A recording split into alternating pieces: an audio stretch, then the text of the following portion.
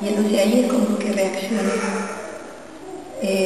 Involucré al farmacéutico, casi tiene un problema muy grande, el farmacéutico de ese pueblo, de la Brisa, porque yo había ido con una mentira y he dicho que mi nona había venido y que se había olvidado de traer unas pastillas para dormir y que no me acordaba el nombre, pero que era una pastilla que si, qué sé yo, si mi nona se olvidaba y tomaba 3 en vez de una o la mitad, era capaz de morir. Y entonces yo decía, debe ser tal pastilla.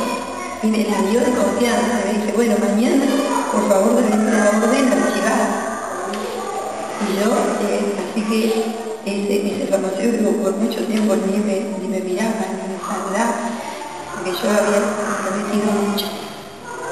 Después de eso, a mi padre lo traslada y a los 20 años viene, yo había tenido un novio, y me dejó. Después tuve otro novio, pero yo no estaba enamorada, era como para, qué sé yo, para charlar. Y cuando vino mi esposo, que después yo me casé con él, yo lo vi y me enamoré, pero tremendamente, ¿no? Y yo pensaba que él nunca se iba a fijar en mí, pero él también se sintió como que le agradé a él. Y en 6 meses nos casamos, porque él vivía en San Nicolás y yo vivía en ese pueblito de monjes. Y bueno, estábamos completamente enamorados y felices, hasta que yo era una ciudad grande, San Nicolás, era un pueblo, y yo a los pocos años tuve mi primer hijo, al año tuve mi primer hijo, Ulises. Después al año y 4 meses tuve la nena, Silvia, seguía con mis problemas de piel. Y resulta que después cuando empecé a tomarme con una serie de permiso, volvió todo este complejo de inferioridad tremendo y toda esa negación que yo tenía misma, y otra vez el intento de suicidio, porque yo ya con mi esposo tenía grandes problemas de celos, eran celos de permiso, tremendamente.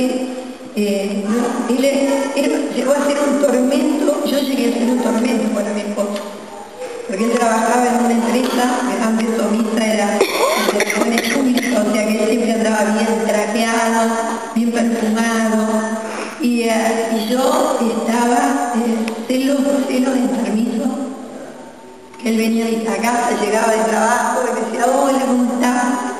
Bien, y por ahí decía, pero ¿qué cara tenés? ¿Y qué cara querés que tenga? Es la única que tengo. Si no te gusta, me hubieras casado conmigo, y así, y ya no necesito, está bien, ¿eh? Ya lo último, lo que más quería era escapar de mi casa. O sea, buscaba excusas, no, tengo que ir acá, ya, pero era porque era imposible vivir conmigo. Hasta que un intento de suicidio, y ahí empecé con tratamiento psiquiátrico.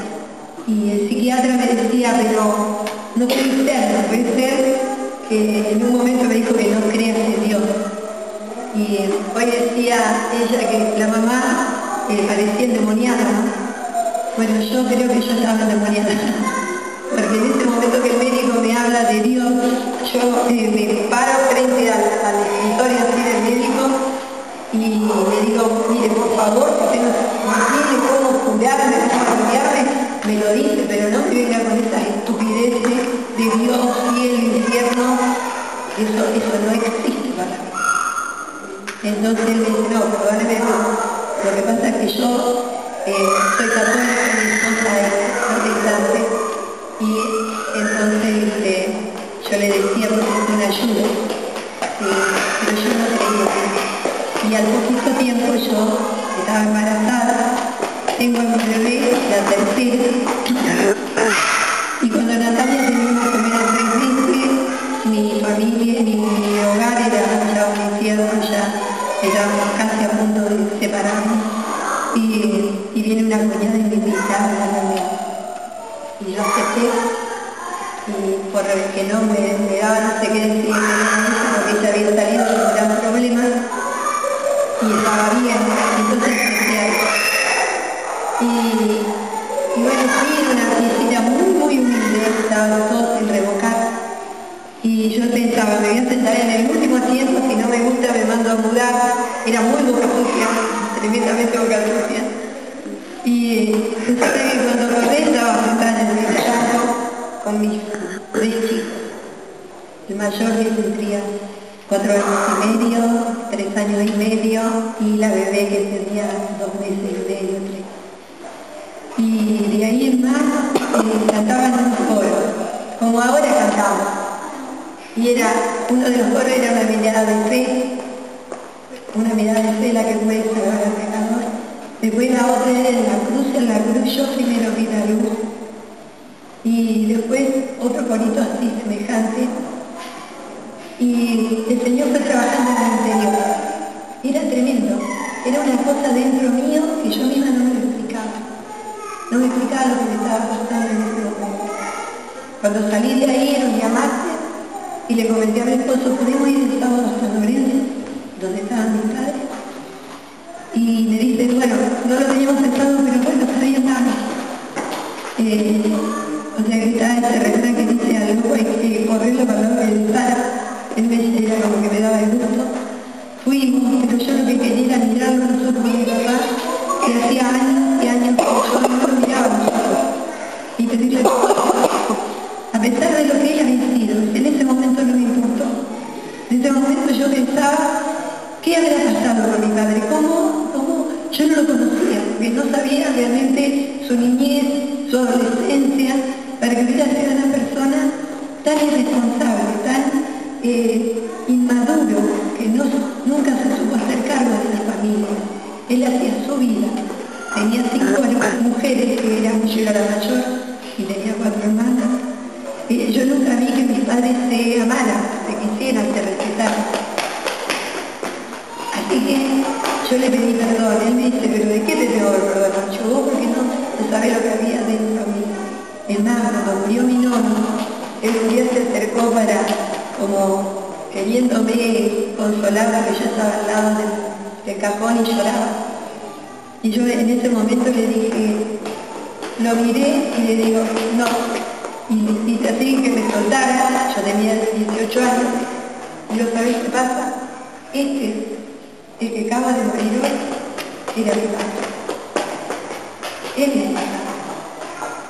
Así que, y bueno, él no dijo nada, fue y se sentó. Ahí todo, bueno, esa vez cuando le pedí perdón, yo vine, volvimos a San Nicolás, era un fin de semana, sábado y domingo, el domingo fui otra vez a la reunión, y ahí el Señor, había un pastor de visita, este pastor predicó sobre el libro de San Juan, donde dice que Dios busca adoradores, que hemos sido creados para la alabanza de su gloria, y que Dios busca adoradores que le adoremos en espíritu y en verdad. Y si tales adoradores, Dios busca que le adoren.